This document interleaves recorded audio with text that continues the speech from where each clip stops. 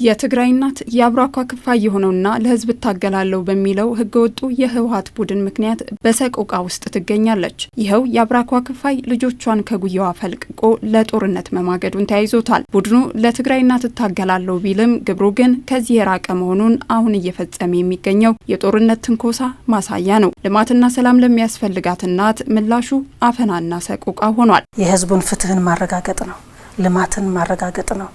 መልካም አስተዳደርን ማረጋገጥ ነው። የህዝቦች ጥያቄ ሰላማዊ በሆነ መንገድ ለመመለስ ነው አይደለም። አየነው ቀጥታ ምንድነው ያደረጉ? የአፈና መዋቅራቸው ከላይ እስከ ታች ዘረጉ። በፊትም ዘርግተውት ነበር። በተሟላ አቅምም ዘረጉት። ህዝቡን የሚያስገድዱበት ደግሞ አዋጅ ብለው አወጡ።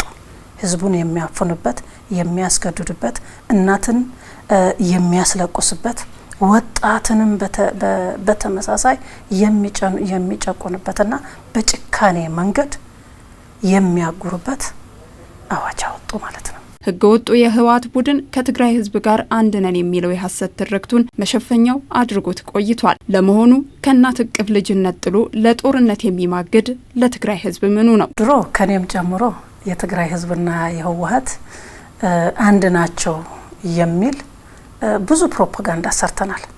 አሁን ግን ይሄ ቡድን የትግራይ ህዝብ ጠላት ነው።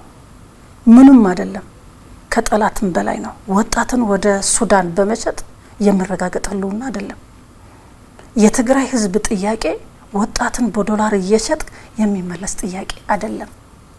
ስለዚህ እንዴት ለትግራይ ህዝብ አሁንም ብቸኛ አማራጭ ሊሆን ይችላል? ብቸኛ ተወውና ካሉትን አማራጭ ሊሆን ይችላል ብለ በሰልፍም የምታስቀምጠው አይደለም። ይሄን ቡድን አሁን ይሄ ቡድን ጠቅላላ ወደ ጠላትነት የተቀየረ ቡድን ነው።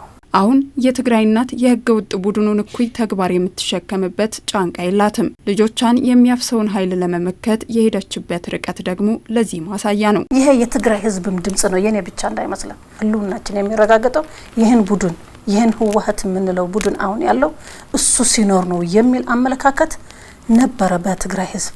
አሁን ይሄ ጠቅላላ እየተደመሰሰ ነው። ጠላታችን እሱ ነው የሚል አመለካከት እየያዘ ነው የትግራይ ህዝብ። አሁን የትግራይ ህዝብ ለማን ነው ጥሪ እያቀረበ ያለው? እሪታ እያሰማ ያለው ለማን ነው? ለነሱ ነው እንዴ? ድንጋይ የወረወረችው ያቺ እናት ለማን ነው የወረወረችው ድንጋይ? ለመኪና ብቻ እኮ አይደለም። ስለዚህ ተቃውሞ ወጣቱም ሁሉም ተቃውሞ በድንጋይ የወረወሩ እያሰማ የነበሩ ድንጋዩም ለነሱም ጭምር ነው።